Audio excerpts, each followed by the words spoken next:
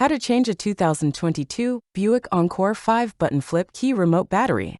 Now here's Sergeant Locksmith to show you how. Let's change the battery on our Buick Encore 5-button flip key remote. For this task, you will need a flat tip screwdriver and your battery, which is a CR2032. Easy task to do.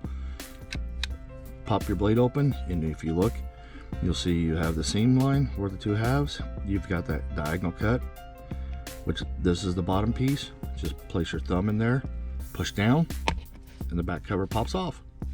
Take this flat tip, you notice there's an indentation over here, put it right in there, and you want to lift up to pop it out. These right here provide the spring tension. Here's your CR2032 battery. Go ahead and slide it back in, and you notice it goes under that little lip right there, and when you get in, push it down, and it should lock you in with the other tabs. Go ahead and put the back cover on. There you go, you've changed it out. Hey, thanks again for watching, and let's be safe out there.